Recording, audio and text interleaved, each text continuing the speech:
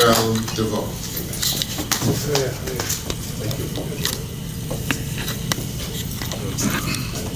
Thank you very much, Mr. Johnson. Good morning. Good morning. Afternoon. Sorry, yes, it is an afternoon. Good afternoon. Minister Bannister, Parliamentary Secretary Lewis, T.S. Thompson, directors, staff, members of the Ministry of Works. I was glad when Minister Bannister, through Ms. Fernanda, invited me here. I was a little excited, and then I got lost. Okay, what should I say when I come here? What should we talk about? And it became long, and then it became short. So I hope today, through a mutual exchange, we can enjoy the next 20 minutes. The talk I hope to present, when I timed it yesterday, was 10 minutes. I haven't been before an audience in a long time, so if it becomes 25, it's because I'm enjoying myself and not minding you. I wanted to talk about something I think that is directly related to what you do, and it is fortuitous that we are in the Department of Physical Planning, because their work and your work has the greatest impact on our topic today, planning for development and preserving part of the Bahamas. Now, this picture before you is our oldest granddaughter, and that's when she was just a few weeks old. She's now 17. But I keep her there to remind me of why we do the things we do. And this is well, they're all special, but this particular one is special because she taught me more than any other human being how to appreciate nature. How? When she was a baby and she would cry, I would walk her in the garden, point out at the sky and name the different trees and birds that we could hear. And it was how I realized how babies learn. Because it hit me, I'm explaining something to a 6-week-old human being who has to learn all of this and relearn it and relearn it. And then a light went on in my head as to how much we absorb before we speak our first word, and how much we continue to absorb as we grow. So my message from my granddaughter to you is, let us continue to learn.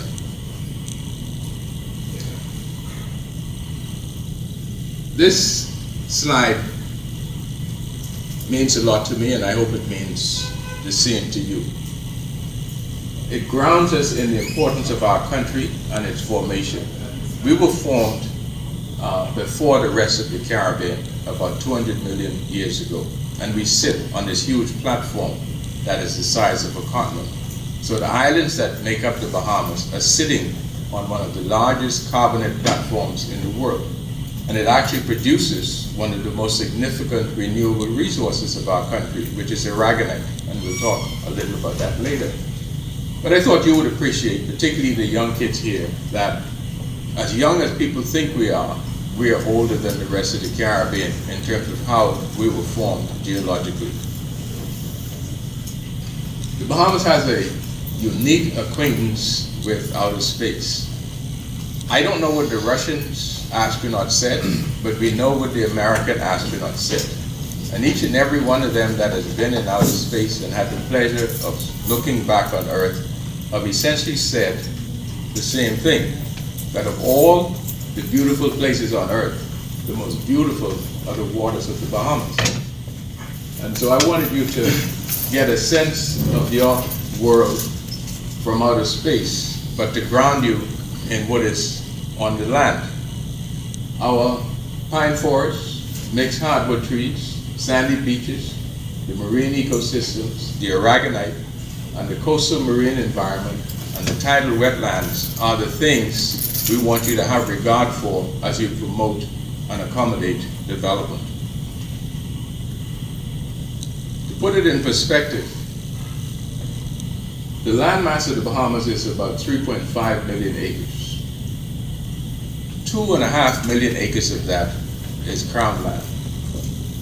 Now, of all the crown land, 900,000 acres, roughly 36%, is wetland. And the balance of 1.6 million acres of dry crown land is what we have available to accommodate development now and in the future. Bahamas is one of the few countries in the world where the state still has custody of that amount of its national space. 70% of the Bahamas is still under Crown land jurisdiction. But of that 70%, 900,000 acres are wetlands. Now, if you're not familiar with wetlands, they're all around you. You can, in fact, just on the next road away from you, going toward the sports center, much of that sits on a wetland that was formed between Blue Hill Road and the East Street Ridge. And so these are very important going forward. Another significant feature of our country is the extent of the coral reef system. And that is important to me to help you understand when you plan for development on the dry crown land, what your impact of the rest. Our extensive coral reef system makes up approximately 1% of the coral reefs in the world. To put that in a different way, our coral reef produce 5% of the oxygen that the world breathes. 15% of the coral reef system in the Caribbean is in the Bahamas. So our reef system is responsible for cleansing of the whole Caribbean. And the fish that we enjoy live in these very extensive overlapping communities around the coral reef. And so our way of life is determined in this regard. This slide is intended to illustrate some of the competing elements that we have to have regard for as we promote development. And typically I choose a picture of my homeland. Desmond would recognize this picture from Sandy Creek. That's where we're from.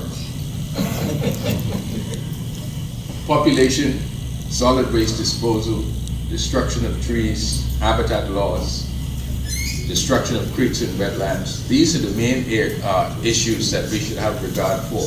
And two natural specimens that I think you should be very concerned about increasingly, the queen conch and the Nassau grouper, because the reef system, the creeks and wetlands are directly related to the health of the grouper and the conch stock. And so as you promote development, accommodate growth, and preserve areas, one of the things you have to have regard for is how you're populating the marine environment with additional stock of conch and grouper. I regret to say to you that your conch population in the Bahamas is under severe, almost irreversible threat. Everywhere in the Bahamas, the conchs are being harvested too young, too much, and too frequently, to the extent that there is not sufficient for reproduction. And when it reaches a point, a critical point, and you can't have sufficient conch in a particular area, they can't find each other to reproduce, and then the conch is no more. And don't know when that's going to happen, because it's kind of insidious. And to put it a different way, on every square acre of land in the sea, depending on where you are, you need 10 to 20 conch per square acre. If that gets below 10, down to 5, the male and the female conch are wandering around in the night looking for each other, lost. And if they don't make contact, there's no reproduction. The same thing happens to a lesser extent with the grouper. And so we can influence that with the actions we take. I needed to show you this, to show you what we do to this beautiful land that we call home, just to underscore a point that I will make later. This slide was taken at the Bonefish National Park, where we were building a boardwalk for enjoyment by the general public on a national park. And it is intended to illustrate how you could accommodate use of these sensitive areas by people, but also the preservation of these sensitive areas. And Any of you with a car and a little spare time can drive on Cowgirl Road. There's a sign that directs you there. And on a Saturday, it's a wonderful place to take your family and some children and see snappers, broadshards, bonefish, lobsters sometimes. Don't catch them though. It's a national park. Just look at them. But that was done as a special project when we were seeking to create employment. And this is an example of something that could be done throughout the country. In fact, in this morning's paper, there's a story about the encroachment on Lake Killarney. I thought to bring it, but unfortunately it's still on my dining room table. But I commend it to you. Diane Phillips wrote an article about the encroachment that is currently taking place on Lake Killarney. Director Roach would know about the plans for the infrastructure program in New Providence and the idea of bringing Soldier Road to the airport and how that would impact and be accommodated along Lake Killarney. Somebody's already doing it. Houses, development, not the road. They are already encroaching on the lake, and I think it's important for the Ministry of Works, the Department of Physical Planning, particularly with the use of drones today, to send some of these young kids out, take an overflight, take some pictures, and see who's encroaching on that portion of that 900,000 acres of wet crown land that they don't own. Some of it has to be accommodated, some of it should be accommodated, some of it must be accommodated, but I think it has to be prescribed how it is accommodated, and that's the point of the story. And so the slide before you now is intended to show and illustrate some of the reasons why we think it's important to have a planning act. It essentially seeks to address unplanned invasion, what businesses do in communities, and how development and proposed developments must be accommodated with prescribed rules and regulations. A brief summary of the provisions of the Act, and the Act that I speak of was promulgated in 2010, but it came 40 years after the first Town Planning Act. So it took the Bahamas approximately 40 years to change and alter its physical planning procedures for development. Since 2010 to now, I dare say changes to the Act are probably timely in order to accommodate the issues we face today, because things are just happening so much quicker.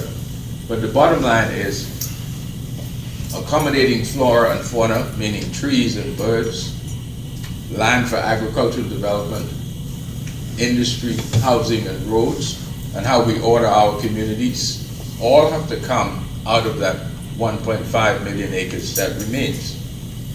And how much of that do we leave behind? How much of it do we accommodate in preserved state? And how do we develop the rest is what the Act is supposed to help us decide. The purposes of the Act, to me, were very important in setting the framework for how we go about making our decisions for planning and development. And I won't go through these. The information would be available to you, but the bottom line is, in order to accommodate development, accommodate a subdivision, you need to have a procedure that you follow, and the Act lays down some things that you should have regard for. Underscoring the whole thing is the desire and the urge to complement development. We were talking earlier about the point at the Hilton. Ararat Key and the Fish Fry is one end of one of the biggest public access beaches in the Caribbean. But on the eastern end is a large-scale development taking place. And if you drive down to Ararat Key today, by the Western Esplanade, you could already see the encroachment coming from either end. Why? Business opportunities at Arawaki on one end, the point on the other end, more tourists coming. And the question is, what is your role in ensuring the preservation of that public space for future Bahamians? I give you the words of George Marcantonis. I took him there one day and we were looking at the expanse of the Western Esplanade. And his words to me were, this is one of the few places in the entire world where the public has this much natural space to enjoy for free. Now, how important is that to preserve? The point is going to put pressure on the Western Esplanade. The fish fry will put pressure on the Western Esplanade. The urge of your own citizens to have a place to sell conch salad, a beer, a weave, or whatever they sell on the beach will put pressure on the Western Esplanade. How many of them will you have to say no to year after year to stop them from taking over that beach? Be mindful of it. The Bahamas is a very diverse and fragile place. New Providence is unique in the Caribbean in terms of the density of population on this island, but it is not representative of the density in the rest of the Bahamas. But the complexity of Abaco, the malls of Abaco, the hills in Abaco, the creek system running through Abaco from Hopetown, Green Cherokee to the mainland require different approaches to planning than what you would get in the size and mass and the fragility of Andrews. Similarly, what you see in Exuma, Cat Island, and Eleuthera, and Long Island would accommodate a different kind of approach. As an illustration, when Hurricane Noel, which was a very wet, slow-moving hurricane, hit the Bahamas, I don't think Noel reached much above the minimum threshold for a hurricane, but it had 60 inches of water. We suffered a death during Hurricane Noel. It was in Exuma. How did the person die? Went along a road that was always there and he thought he could drive, and the tide had come up and the car was submerged in the water and the person drowned. Not as a result of wind from Noel, but just water. And why did that water go there? In Steventon and Stuart Manor in Exuma, they had catchment systems and a water management system, and they had been allowed to decay. So the water couldn't go anywhere, and it just stayed and rose above the land. The same thing happened in Miller's Long Island, and at the northern end of Long Island. And the same thing happened in southern Cat Island. There's not much you could do to prevent flooding if you have 60 inches of rain. But there's much you could do if you can appreciate where these low-lying areas are, how they're impacted by floods, and how you could plan your roads and your development to minimize long-term destruction. I learned a fancy word during the time of Hurricane Noel, and it's called a weir. Romans used to build them in England. What is a weir? As I learned it, it's a system of managing the sea and the river and the rain. And so instead of building a hard surface, you just build a way to accommodate the water coming in and out. And if any of you have the pleasure of going to Manchester, England, you're driving along the highway and you cross a river, and you can't see the difference between the river and the ocean because the Romans built a weir there. So when the tide is high, the river stops, and when it's low, the ocean comes in. It is absolutely applicable to Long Island, Cat Island, and different areas. I'm not a good enough engineer to design it, but it's something that is possible and doable in our country to help deal with flooding and the flood conditions we face. This pretty much brings me almost to the end of my brief talk. How do we manage the awesome task before you to accommodate somebody's application for a subdivision, somebody's application for a hotel, somebody's application for a farm? You have to engage people. And this room that we're in today, I dare say, is a direct result of the act that I'm speaking about. The Planning and Subdivision Act requires public consultation when changes are being undertaken or being considered. And so you have to engage the public. Sometimes people are frightened to talk to the public because they say mean things to you. But if you're changing somebody's neighborhood, or you're stopping a development, or you're impacting somebody's dream of what they want to do, and you're not prepared to consult with them on how this process would be accomplished, then you are likely going to face a fight. But if you make sure people understand that in order for them to build a home, develop a subdivision, build a hotel, they have to go through a process, and that process is transparent and is open, then the idea would be that the accommodation of the compromise to promote this development should be a little easier. And in order to do that, you have to engage your citizens. I come here with the illustration of Andrews, and I can't say it the way I intended because the problem has been solved. London Creek in Andrews is a creek system between Bark and Stafford Creek. The road is paved and you can drive 100 miles on the road.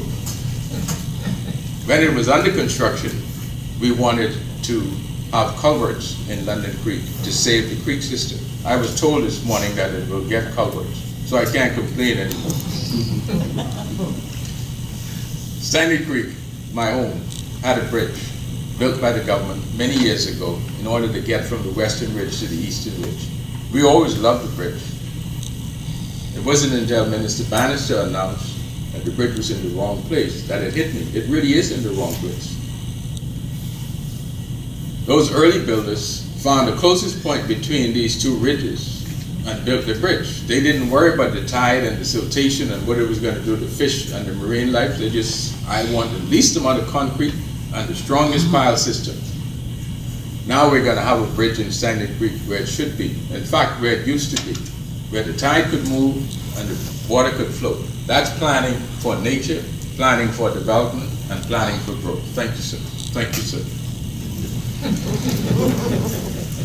And finally, my last slide is to remind you of where we started. I showed you a picture of my granddaughter, and I showed you a picture of your country from outer space. And with all the complaints, I wanted to remind you that your country has one of the strongest environmental legacies in the world. That's a fact, something you should be proud of, and something you should honor. Why is it a fact? The Exuma Keys Land and Sea Park was not created by accident. The now dead Howard Hughes wanted to buy the Exuma Keys to do development. And then people like Jeffrey Johnstone and others decided we can't allow this development to take over the most beautiful place in our country. And so they established and created the Exuma Keys Land and Sea Park, which was the oldest land and sea park in the world, 1959, to stop a development and to preserve a place of beauty. The aragonite that is produced in the Bahamas is the Bahamas, I think, is the second largest producer of calcium aragonite in the world. Today, we still have a process of approval for the mining of aragonite. Why? Because we don't know enough yet about how to preserve the marine environment if we continue to mine it. And so until we learn that, we've taken the position that we will not accommodate widespread exploitation. That's a legacy that you should continue to honor until the science gets ahead of your decisions. And finally, the National Park System of the Bahamas. We've passed a law, this Planning and Subdivision Act, and a Forestry Act, and the Bahamas National Trust Act, but specifically the Forestry Act and the Planning and Subdivision Act, which together puts aside from development all of your wetlands, your tidal creeks, and your blue holes in a way that you have to have regard for them as you promote development. This legacy is something you must honor and accommodate as you make decisions and you continue to approve planning processes, subdivisions, buildings, and accommodate the things that we need to do to continue to live in our country. I want to close by thanking the Minister for inviting me here, thanking you for your time, and telling you how very much I appreciate the opportunity to remind you of some of the good things about your country and some of the things we still have to have regard for and continue to do. Thank you very much.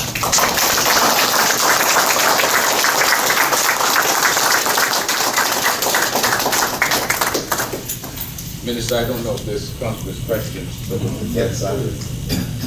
Can I stay here? You can entertain questions. I'm happy to do so. Or not to do so. You can raise some questions.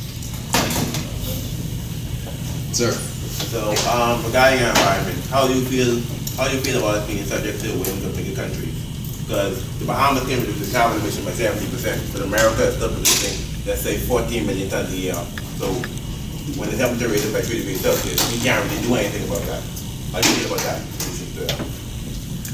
I feel very strongly about it. In fact, in my earlier draft of this talk, I had words to the effect that the Bahamas can't be very much concerned with what China, Brazil, and America does in accommodating its future place in the world.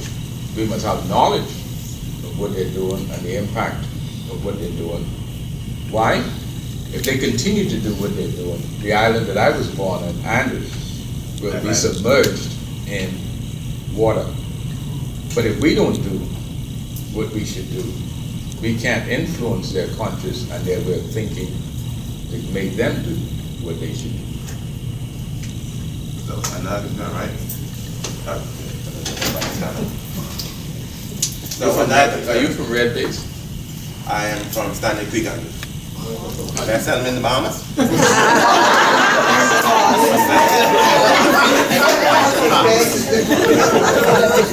So, I was posed the question in economic class and I was funded by it, right?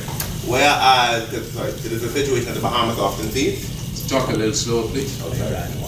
Whereas it's a situation the Bahamas always sees.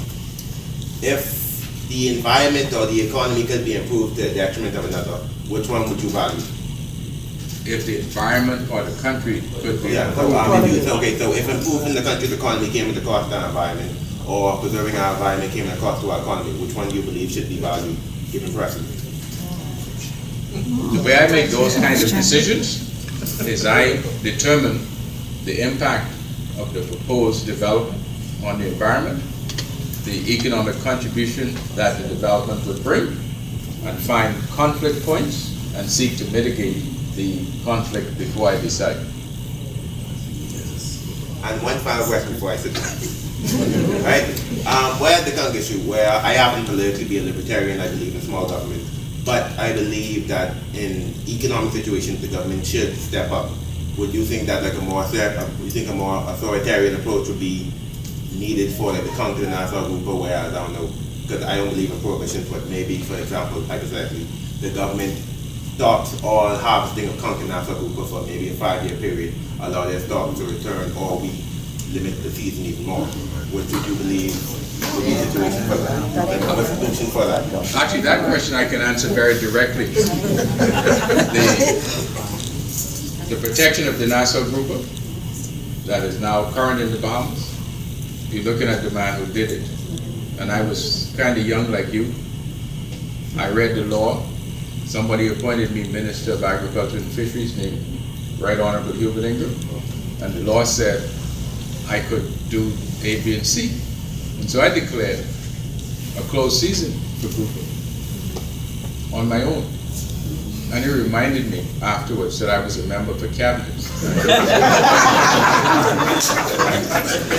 But he allowed me the decision because it was the right decision, and he supported it. And from then to now, you have more groups. So sometimes you have to do what is right, but I urge you, get a consensus. Otherwise, you might get fired.